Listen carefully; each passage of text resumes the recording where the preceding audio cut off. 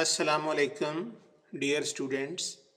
हमारा आज का लेक्चर नंबर 4 ये कंसर्न है कंडक्टर्स, इंसुलेटर्स और सेमी कंडक्टर्स के साथ। जैसा कि आप लोगों ने चैप्टर नंबर 13 में ये पढ़ा था कि किसी कंडक्टर की रेजिस्टेंस उसकी लेंथ के डायरेक्टली प्रोपोर्शनल होती है, उसके एरिया ऑफ क्रॉस सेक्शन के इनवर्सली प्रोपोर्शनल होती है। इसका जो ये रिलेशन है R is equal to rho into L over A, यहाँ पे ये कांस्टेंट ऑफ प्रोपोर्शनैलिटी है और ये कहलाता है रेजिस्टिविटी। अब हम इस इक्वेशन को रीअरेंज करते हैं कि रेजिस्टिविटी क्या चीज़ है। R A ओवर L, अगर उस कंडक्टर का जो एरिया है वो 1 मीटर स्क्वायर हो, उसकी लंबाई 1 मीटर हो, तो दरअसल रेजिस्टिविटी या स्पेसिफिक रेजिस्टेंस एक ऐसे सैंपल की रेजिस्टेंस होती है जिसका वॉल्यूम 1 क्यूबिक मीटर हो।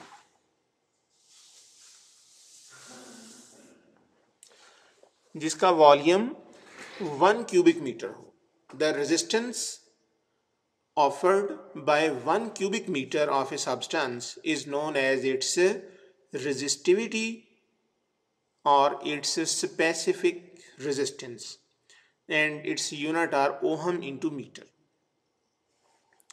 Now, the reciprocal of resistivity is known as conductivity, और हम यहाँ पर कंडक्टर्स, इंसुलेटर्स और सेमी कंडक्टर्स को इसकी कंडक्टिविटी रेंज के लिहाज से डिफाइन करेंगे, और कंडक्टिविटी का यूनिट है per ohm per metre. Now first of all we come to the conductors.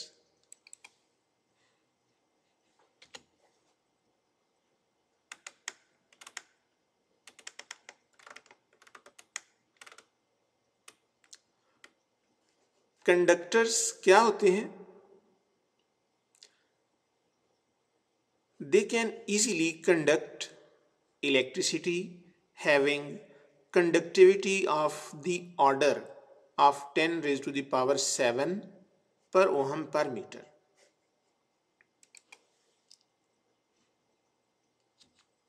यानी ऐसे मटेरियल्स जिनकी कंडक्टिविटी का range 10 raise to the power 7 per ohm per metre हो, ये कंडक्टर्स कहलाते हैं।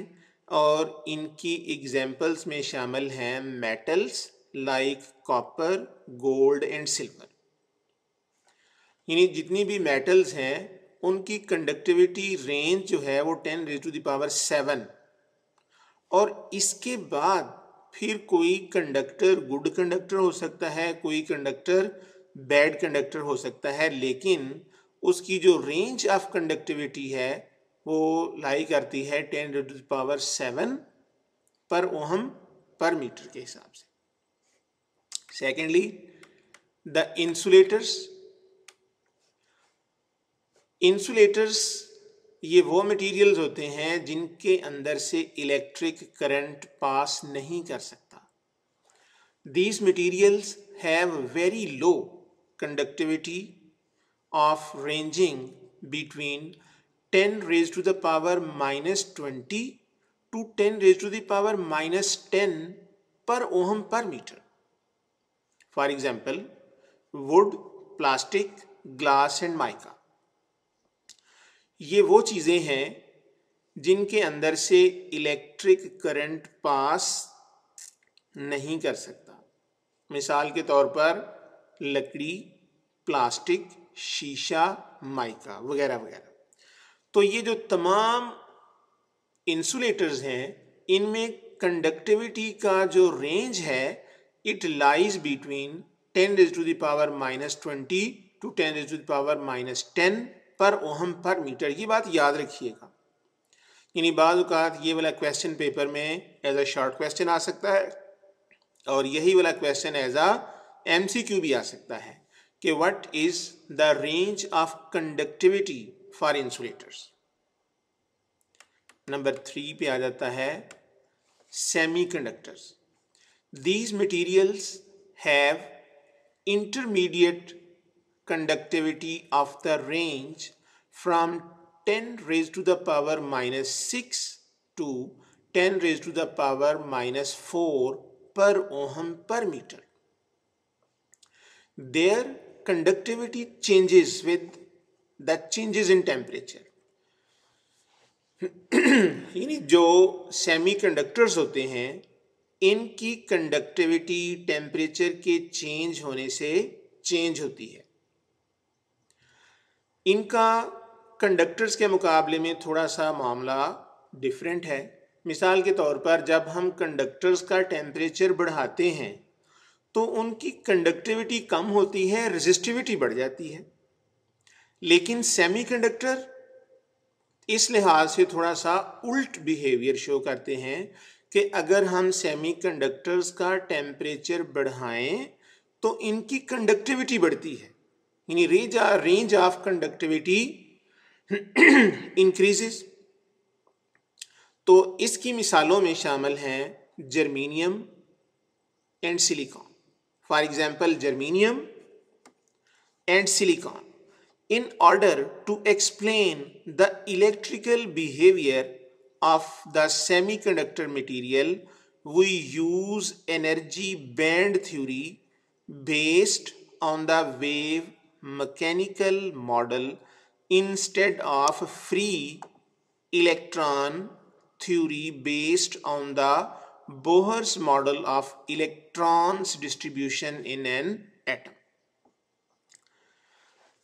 यानी सेमीकंडक्टर का इलेक्ट्रिकल बिहेवियर डिस्कस करने के लिए, इलेक्ट्रिकल बिहेवियर को एक्सप्लेन करने के लिए हम वेव मैकेनिकल मॉडल इस्तेमाल करते हैं, बजाय इसके कि हम फ्री इलेक्ट्रॉन थ्योरी जिसकी बुनियाद Bohr model of electron distributions पर है।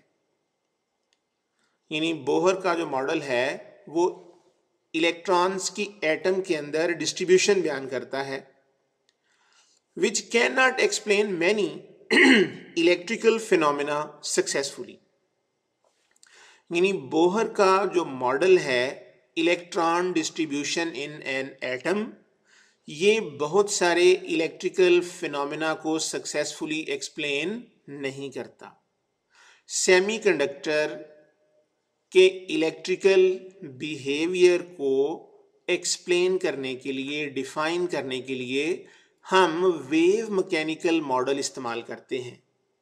फ्री इलेक्ट्रॉन थ्योरी जिसकी बुनियाद बोहर के मॉडल ऑफ इलेक्ट्रॉन डिस्ट्रीब्यूशंस पर है, ये बहुत सारे इलेक्ट्रिकल फिनोमिना को सक्सेसफुली एक्सप्लेन नहीं कर पाती। अब हम एक दफ़ा फिर थोड़ी सी नज़र दौड़ाते हैं कि हमने डिफ़ाइन कर लिया किन चीज़ों को, कंडक्टर्स को। वो चीज़ें कंडक्टर्स कहलाती हैं जिनमें कंडक्टिविटी का range 10 raise to the power 7 per ohm per metre हो।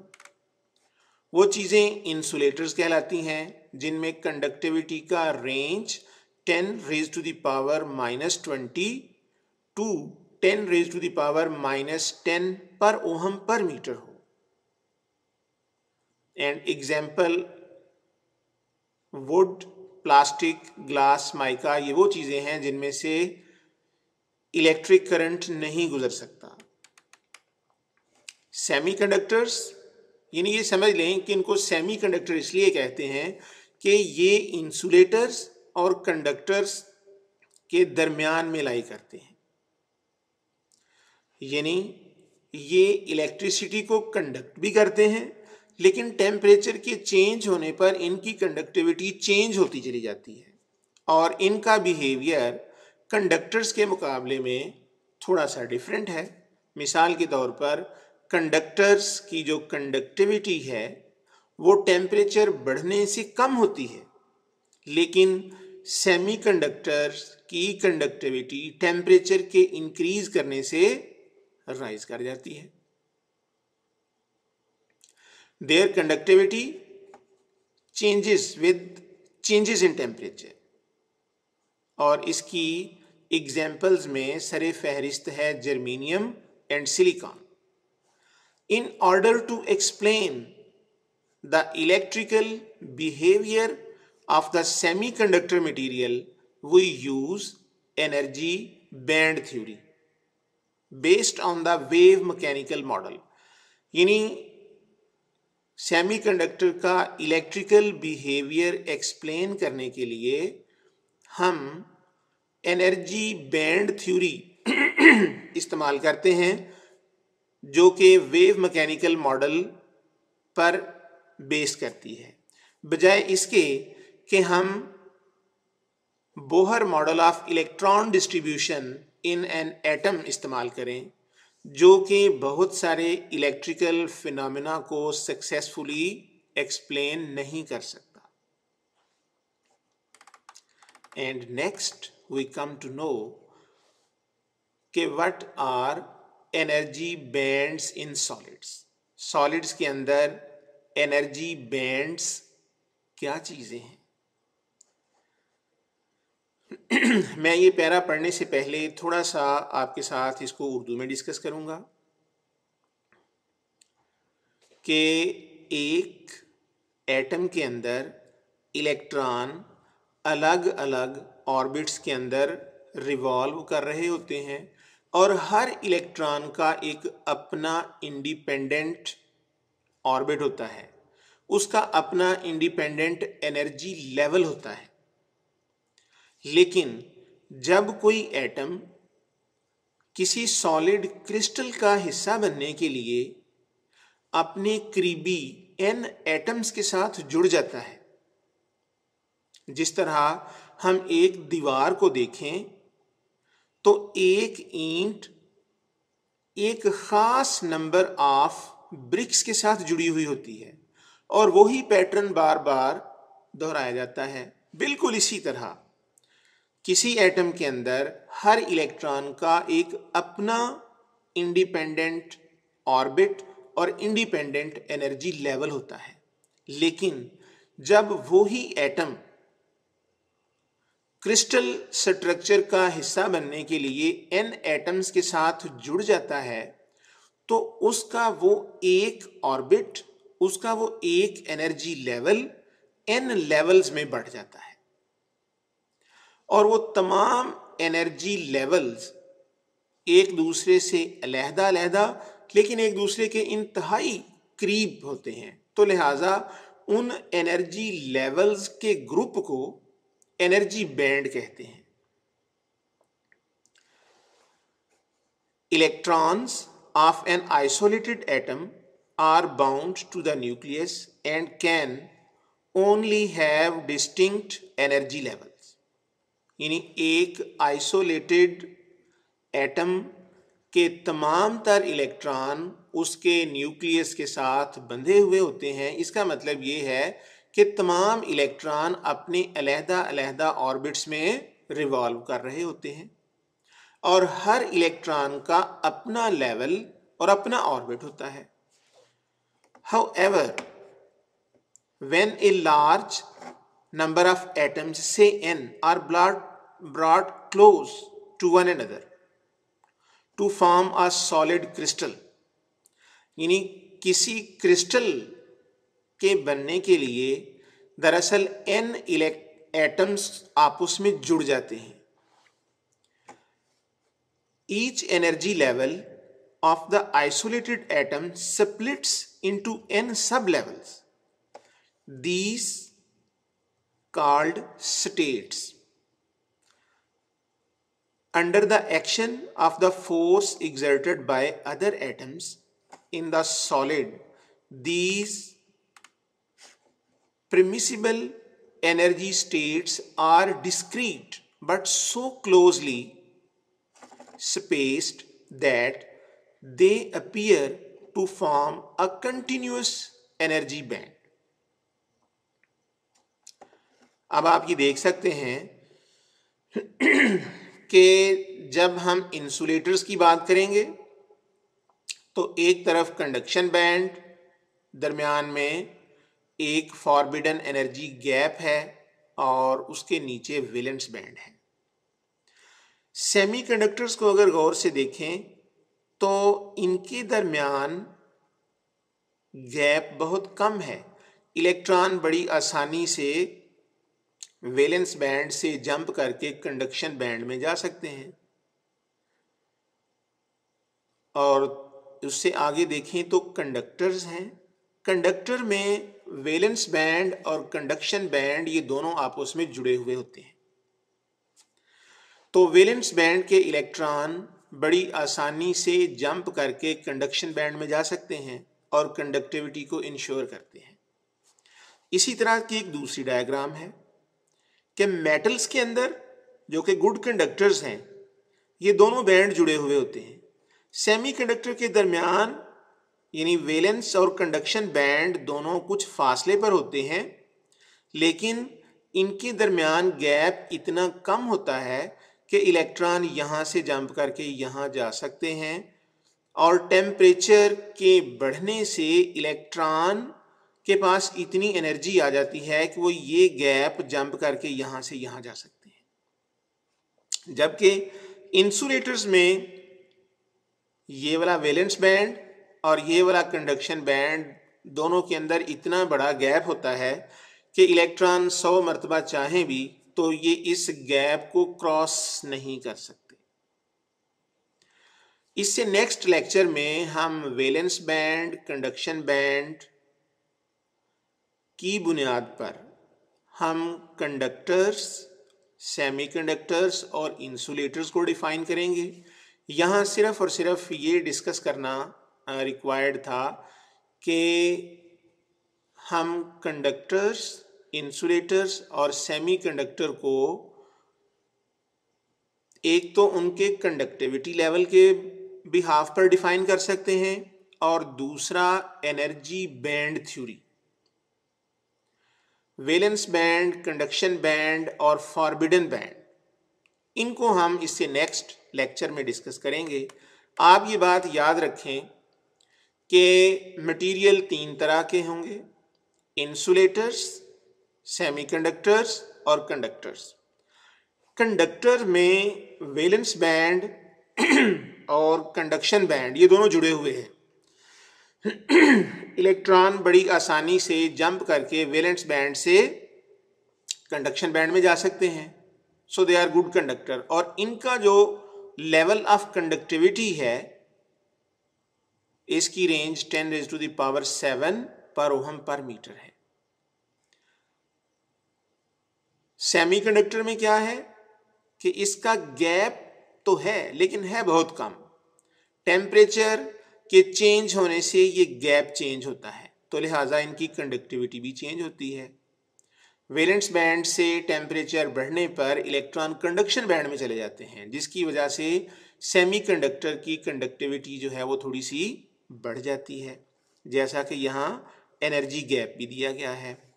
जबकि इंसुलेटर्स में there is a large band gap between valence band and the conduction band. So electrons को हम जितनी मर्जी एनर्जी दे दें, उसका टेम्परेचर जितना मर्जी बढ़ा दें, इलेक्ट्रॉन जंप करके वैलेंस बैंड से कंडक्शन बैंड में नहीं जा सकते इन केस ऑफ इंसुलेटर्स। फिर आता है एक फॉरबिडन एनर्जी गैप। के फॉरबिडन एनर्जी गैप क्या है? In between two consecutive permissible energy bands there is a large range of energy states which cannot be occupied by electrons. These are called forbidden energy states. बेटा ये देखें कि हमारे पास एक तरफ ये वैलेंस बैंड है, दूसरी तरफ कंडक्शन बैंड है और इन दोनों के दरमियान एक एनर्जी बैंड गैप है। This is known as forbidden energy gap, क्योंकि इलेक्ट्रॉन इस गैप के अंदर एग्जिस्ट ही नहीं कर सकते। यानी ये ऐसी जगहें हैं जहां इलेक्ट्रॉन एग्जिस्ट नहीं कर सकते। They are known as forbidden energy gap. अब अगर फॉरबिडन एनर्जी गैप बहुत ज़्यादा है तो सब्सटेंस वुड बी इंसुलेटर। अगर वो थोड़ा से कम फासले पर है the substance would be semiconductor.